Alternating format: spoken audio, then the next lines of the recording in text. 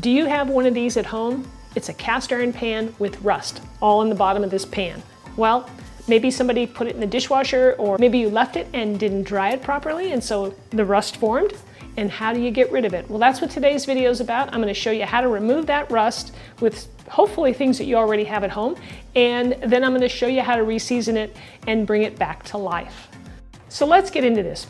There are a number of different ways that you can get the rust out of these pans, but today I'm going to show you that I'm using an SOS pad like this one here. That's a steel wool pad to get that rust out.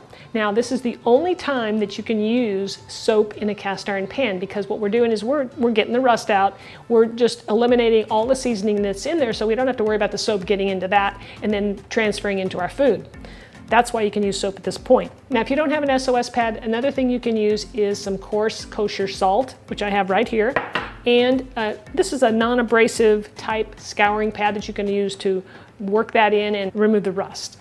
So stick around towards the end of this video. I'm going to show you how to cook an egg in this pan after we've seasoned it, and to see how well it really turned out. See if that egg will stick or not. So I'm going to take my steel wool pad, get it wet, and then I'm going to place it in the pot and start scrubbing. Now, this is going to be the point where you spend the most time working on this, because it's going to take some muscle to get rid of that rust. And if for some reason you can't get it all out, and then we resort to maybe the second thing, using salt. But right now I can see the color of the water has changed and that rust is lifting up. So I'm going to go ahead and scrub the pan. There is a little bit of rust on the handle, so I'm just going to do the whole darn thing. And since I can't really see the bottom of the pan very well, I'm probably going to flip this over, do the other side, and then come back to this. I think you can see already it's looking pretty good. Look at that. So I'm going to flip it over and just give a little scrub once over on the whole thing. Now we're going to be seasoning the whole pan, inside, outside, upside down, handles, every nook and cranny that we've got. And this SOS pad is doing a great job of getting rid of that rust. Okay, now we're going to give it one more very thorough rinse, because we don't want any soap left on this pan.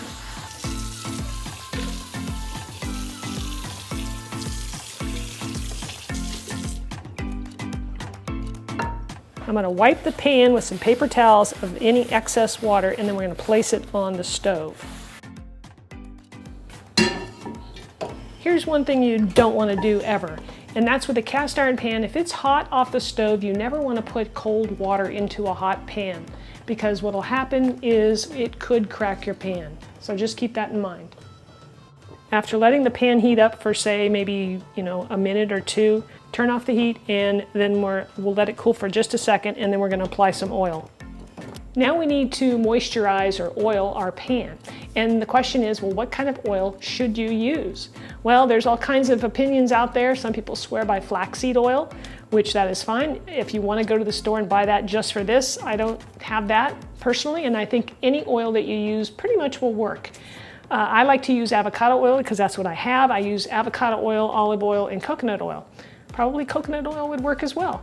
But you can use canola oil, vegetable oils. Use whatever you have, just as long as you do it, and that will take care of your pan. So I will pour in a tablespoon or so, and you want to rub this oil all over the pan. It's a little bit warm yet, so I'm going to use a pot holder.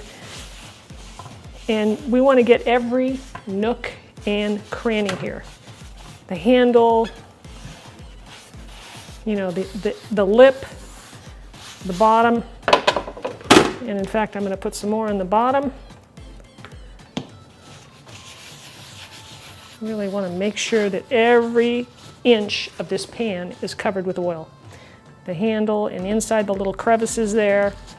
Now you'll see I'm doing this in a sheet pan here just to keep the oil contained and not get all over my counter or my cutting board. All right, so really give it a good rub.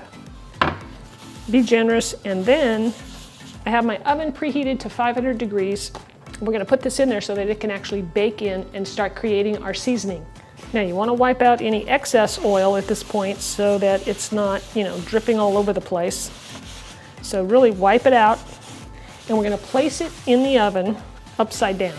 That way If there's any leftover oil, it's going to drip out. And we'll put a little sheet of foil in there to catch any drips. But there shouldn't be any because you're going to wipe it out really well.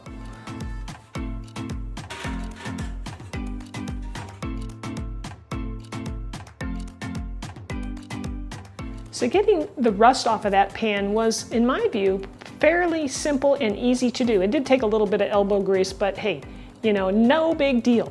So once you get that off, of course, we put it in the oven, and usually you leave it in for about an hour. But when you take all the finish off like we did, you're going to want to season it more than one time. It's just not going to have enough. And every time you use the pan, of course, it's going to build a little more seasoning as long as you do it properly. So what I'm going to do, just for the sake of the videos, I'm going to take that out. It's going to be super hot. You got to be careful. That pan is, you know, a good 500 degrees.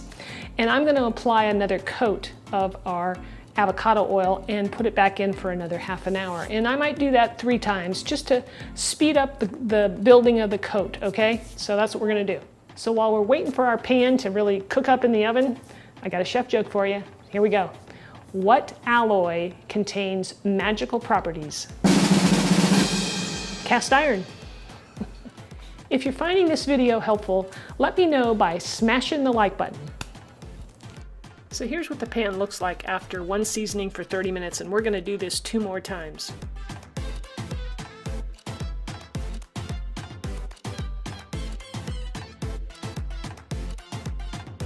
So here's the cast iron pan after 3 30-minute seasonings, which definitely isn't enough. You have to continue to use this in order to build a nice finish. So let's do our test and see where we're at. So we'll take our pan, put it over medium-high heat, add some avocado oil, and get it hot. So how do you know the oil's hot? Well, mine starts to smoke a bit. So once it's hot, we're going to drop an egg into this, one of the hardest things to cook, as they like to stick. Even though I hate to say it, it's sticking pretty good. Now really what this means is that the pan is not seasoned enough. So what I've done is I've continued to cook with this pan several times, and I've used it maybe 6-7 times. I've cooked potatoes mostly and vegetables in here, some bacon, just to get it seasoned up overall before I give it back to my friend. So now I'm going to show you by cooking an egg again how well it's improving. Okay, so we'll place our pan over medium-high heat, add some avocado oil to it, just enough to cover the bottom of the pan, let it get hot, swirl that oil around, and crack that egg into the pan.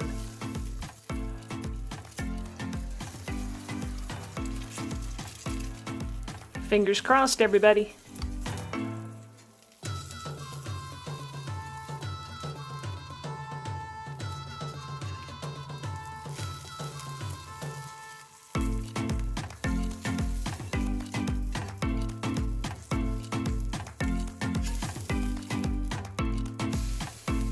Looking pretty good.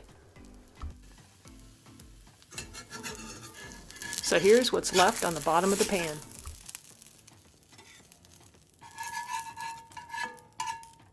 I think that's pretty darn good, and it's only going to get better.